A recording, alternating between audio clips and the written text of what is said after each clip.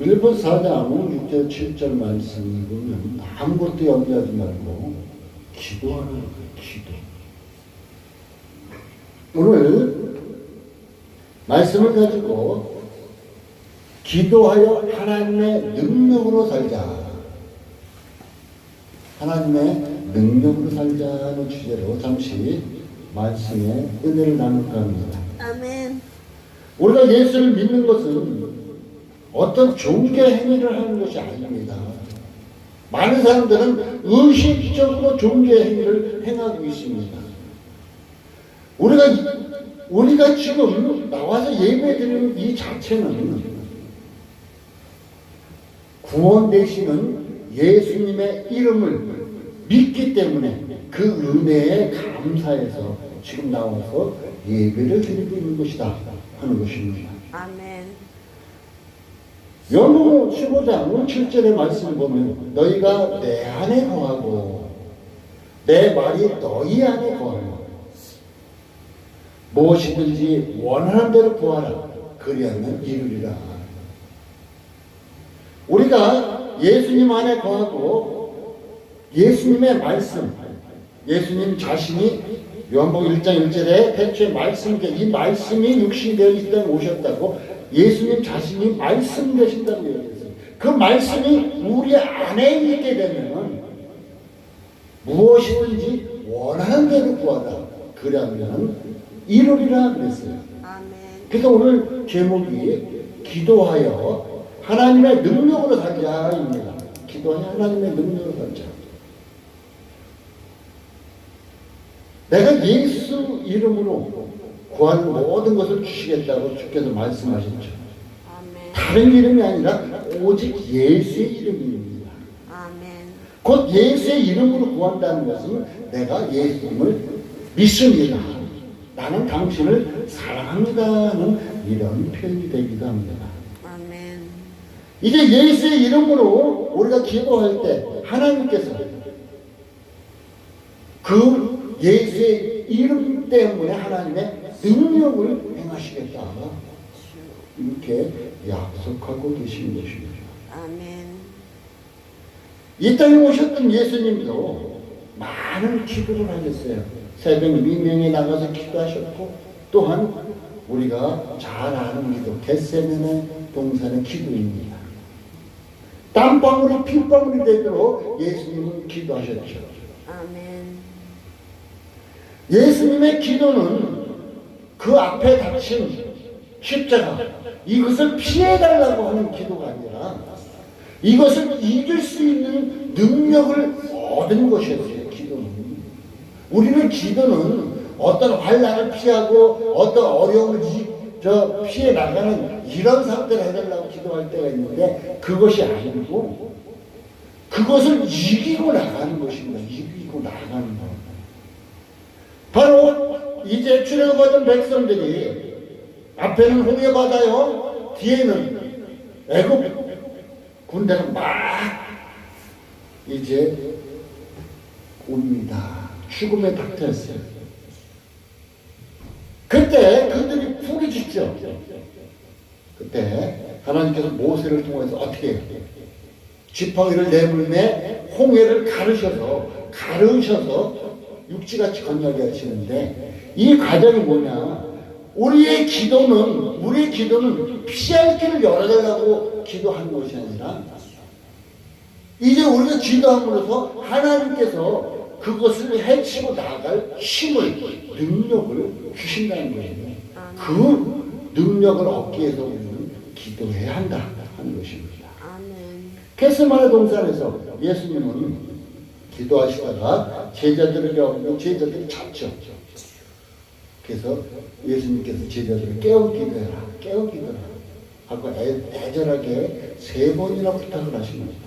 그러면서 말씀하시고 야 너희들 마음은 온유한데 육신이 약하구나. 우리 주님은 우리가 마음으로 원하지만 육신이 약해가지고 온전히 깨어있지 못함을 아십니다. 그래서 오늘 본문 말씀에 같이 이제 약속하신 그 성령을 기다리라 하고 있어요. 성령을 기다리라. 곧 그래서 마음은 온인데 육신이 약한 우리를 위해서 예수님은 성령을 보내신 것입니다. 아멘. 그래서 요한복음 14장 26절에 보면 성령이 이 땅에 우리에게 오시면은 우리에게 모든 것을 가르치시고 예수님께서 말씀하신 그것을 생각나게 하시리라. 성령께서 축복해 주실 것을 약속하고 있습니다. 아멘. 겟세마네 동산에서 예수님은 기도함으로 어떻게 해요? 이겼죠. 그래서 기도함으로 이사야서 54장에 이제 예수님이 질고를 지고 십자가를 지고 고통당하면서 죽어야 할 것을 예언해 놓으셨는데 그 성경을 예수님께서 이루셨습니다. 기도했기 때문에 이루신 거예요. 우리 예를 들어 한 가지 봅시다. 수석제자였던 베드로는 어땠어요? 그런 혈기가 왕성했어요. 이제 기도하지 못했던 그가 이제 예수님을 잡으러 많은 사람들이 오니까 베드로 어떻게 해요? 칼을 빼어들어서 말고의 길을 잘라버리잖아요. 그게 당당했던 그였습니다. 당당했던 그였지만 어떻게 해요? 하찮은 계집종 앞에서 나는 예수를 모른다고 예수를 저주까지 하면서 부인하는 과정이 나타납니다. 왜 그렇게 나약할 수밖에 없었냐 하면은 그 혈기 왕성했던 그가 왜 그렇게 나약할 수밖에 없었냐면은 기도하지 못했기 때문에 깨어 기도하지 못했기 때문이라는 것입니다. 예수님이 죽음으로서 성경을 이루셨다고 했어요. 우리들의 앞에 같이 여러 가지 문제들이 많이 있을 것입니다. 우리 세상 사람도 많은 문제를 안고 살아갑니다. 그런데 이 문제를 어떻게 해결할 수가 있느냐? 내가 신앙생활을 뒤돌아봐도 내가 살아있어가지고는 해결이 안 돼요. 내가 죽어야만 되는데 내가 죽는다는 그 자체가 뭐냐? 주님 앞에 납작 엎드리는 주님 앞에 무릎을 꿇는 것입니다. 무릎을 꿇는다는 것은 나는 완전히 하나님 앞에 복종하겠습니다. 나는 죽었습니다. 이제 나 대신 주께서 모든 것을 감당해 주십시오 하고 고백하는 그 모습이에요. 우리는 내가 문제를 해결하고 무엇인가 하려고 했을 때 잘 됐나요? 안 될 때 많았잖아요. 그런데 주님 앞에 우리가 무릎을 꿇을 때 어떻게 하냐? 우리 주님이 해결해 주신다는 것입니다. 해결해 주신다. 무엇이든지 너희가 내 안에 거하는 무엇인지 원하는 대로 구하라. 그리하면 이룰 것이라고 주님은 말씀으로 약속하고 계시잖아요. 아멘.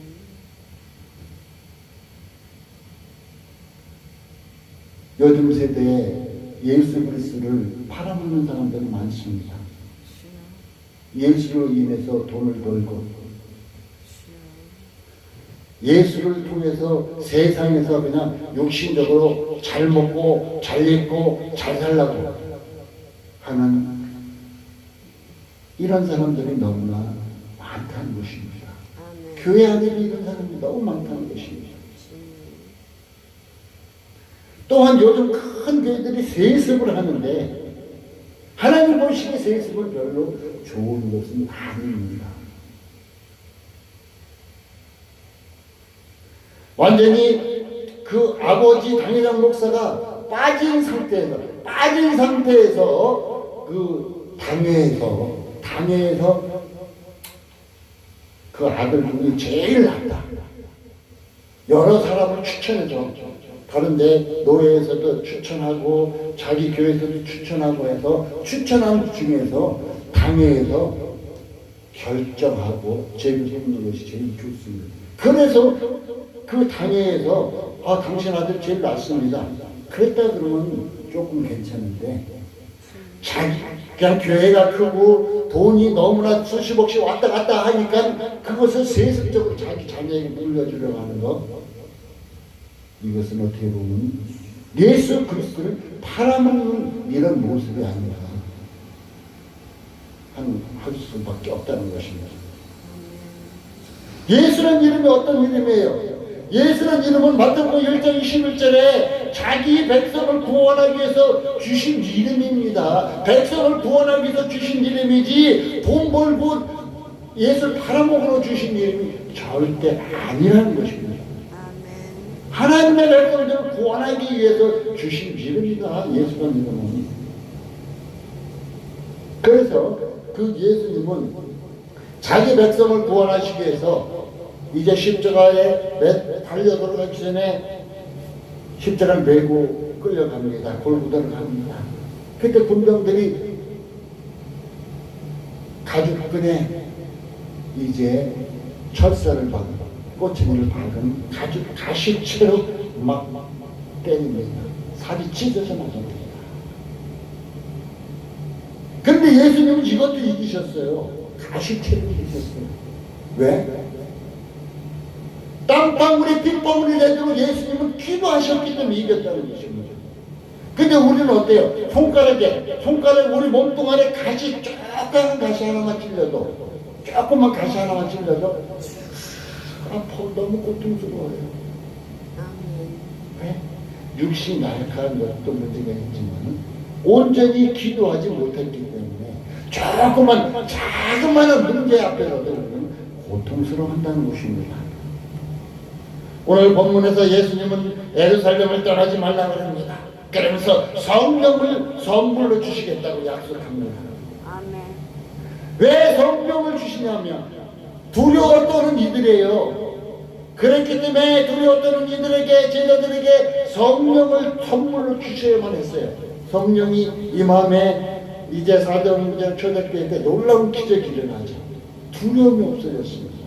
성령 임함은 두려움은 없어집니다. 하찮은 계집종 앞에서 3번씩이나 부인했던 베드로, 사도행전 4장 19절에 보면 당당하게 이제 바리새인들과 서기관과 사두개인들과 제사장들 앞에서 야, 내가 하나님 앞에서 너희 말 듣는 것이 하나님 말씀 듣는 것보다 옳으냐? 한번 판단해봐요. 담대하게 증거하는 것을 볼 수가 있어요. 계집종 앞에서 나는 예수를 모른다고 부인했던 그가 당당하게 바리새인들 앞에서 야, 하나님 말씀 듣는 것이 옳다고 당당하게 말하고 있음을 봅니다. 아멘. 이것이 뭐냐? 성령이 임함에 그랬어요. 아멘.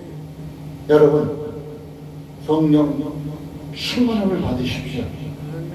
여러분, 성령 충만함을 받아야 염려도 두려움도 고통도 환난도 잠 못 이루는 것도 이제 꿈꾸는 것도 한마디로 이제 육신의 질고도 또 정신적 질고도 이길 수가 있습니다. 성령 충만은 받는 길밖에 없습니다. 이것을 이길 수 있는 길. 아멘. 진정 성령이 임하면 죽음이 두렵지 않습니다. 아멘. 제자들도 그랬지만 제가 3년 6개월 전에 가난이가 한 8cm 크게 있었습니다. 이제 암이라 하면은 죽을 병이잖아요. 사형 선고 받은 거잖아요. 근데 죽음이 두렵지 않았어요. 아멘. 3번에 이제 간을 잘라낼 수 없는 아주 위험한 부위에 있었기 때문에 3번의 시술을 했습니다. 하나님께서 만져주셨어요. 하나님께서 사모가 간절하게 기도하니까 이 종을 만져주셨고 이 종은 또한 죽음도 두려워하지 않고 담대하게 나가니까 이제 하나님께서 깨끗이 치료해 주셨습니다. 아멘. 성령이 임하면 죽음이 두렵지 않은 이유가 무엇이냐? 그에게 예수 그리스도의 십자가의 보혈이 있기 때문이에요. 성령이 임하면 죽음이 두렵지 않은 이유가 뭐냐?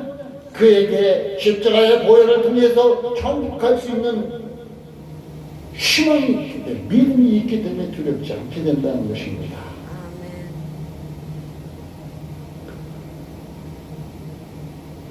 우리의 참된 믿음은 어떻습니까? 우리 안에 성령님과 함께 동행하는 것입니다. 우리의 참된 믿음이란 구세주 예수를 죽어도 부인할 수 없는 것. 이것이 참된 믿음입니다. 내 앞에 총소리가 다가온다 할지라도 부인하지 않는 것, 예수를 부인하지 않는 것이 참된 믿음입니다. 우리의 믿음의 선배 주기철 목사님 같은 분은 총칼이 다가와도 두려워하지 않았습니다. 그래서 고린도전서 12장 3절을 보면은 성령이 아니고는 예수를 주라고 할 수가 없다고 얘기했어요. 그러니까 바로 성령이 함께하는 사람은 죽음도 두려워하지 않을 수 있고, 또한 성령이 함께하는 자는 바로 예수를 절대로 부인할 수 없는 사람이 되는 이유가 바로 고린도전서 12장 3절에 성령이 우리 안에 임재해 있기 때문이라고 약속하고 계신 것입니다. 갈라디아 3장 13절에는 그리스도께서 우리를 위하여 저주를 받게 되사 율법의 저주에서 우리를 속량하셨다 했어요. 율법의 저주. 율법은 뭐예요? 죄의 값은 사망입니다. 이 사망의 저주를 예수님께서 어떻게 해요? 십자가로 해결하셨다. 그리고 우리에게 이제 부활하시고 승천하셔서 우리에게 성령을 보내주셨다는 것입니다. 여러분 성령을 선물을 받으십시오. 여러분 성령을 충만하십시오. 여러분 성령 안에서 기도하십시오. 그래서 이제 하나님의 능력으로 살아갈 수 있는, 이 세상을 능히 이기고 살아갈 수 있는 여러분 되시기 바라겠습니다. 사도행전 1장 14절에는 다락방에서 기도하는 것을 봅니다. 모여서 기도하는 것을 봅니다. 그때 성령이 임합니다. 다락방에서 기도한다. 우리에게도 지금 현재로 하나님께서 권하고 다락방에서 기도해라. 다락방. 그러면 다락방을 만들어야 되겠네요 하고 얘기하겠죠. 여기서 말하는 다락방은 이제 어떠한 차단된 시설을 얘기할 수 있겠지만, 다락방이라는 의미는 우리가 기도할 때 세상과 차단하고 세상과 단절하고 하나님과만 대화하는 시간을 가자는 얘기입니다. 곧 다락방에서 기도하라는 것은 자기 생각을 버리고 하나님께 나와서 성령 안에서 기도하라는 것을 말해주고 있습니다. 이럴 때 세상과 차단하고 단절하고 하나님과 온전히 대화할 때, 자기 생각을 버리고 하나님과 온전히 대화할 때 성령의 능력은 여러분에게 임할 것입니다. 성령님은 여러분에게 지식 주시고 믿음의 은혜를 주십니다. 고린도전서 12장 8절에서 11절까지는 이제 성령의 은사가 나오죠. 지혜와 지식의 말씀을 주신다고, 또한 믿음을 주시고 병고침을 주시고 능력 행함을 주시고 영들 분별함을 주시고 방언과 예언 등을 이제 주신다고 약속하고 있습니다. 여러분, 어떤 사람이 방언만 해도 방언 못하는 사람은 부러워하죠. 성령 충만을 받으세요, 여러분. 그럼 방언은 임하게 되어 있습니다. 어떤 사람은 방언을 따라하라고 그러는데 그거는 문제가 큽니다. 방언 따라한다고 되는 것이 아니라 성령께서 여러분의 혀를 이제 주장해 주시면서 성령께서 기도할 때 그것이 바로 방언입니다. 여러분, 이제 성령의 은사를 받으십시오.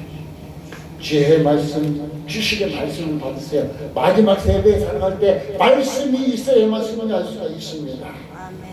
여러분, 믿음을 받으십시오. 병고침의 은사를 받으십시오. 여러분이 기도함에 주위의 사람들이 치유하는 역사가 나타나는 이 병고침의 은사도 받으십시오. 이제 성령의 능력으로 능력도 행하십시오. 마지막 때 성령을 통해서 영들도 분별하는 여러분의 삶이 되시기 바라겠습니다. 성령의 역사는 기도할 때 나타납니다. 성령의 역사는 기도와 말씀 가운데 역사한다는 것입니다. 그냥 아니고 저 사람 성령 충만하니까 나도 성령 충만해지게 해주세요 한다고 나타나는 것이 아니라는 것입니다. 기도란 곧 굴복이고 이제 오직 하나님의 도움으로만 살겠다 이렇게 말하는 것입니다.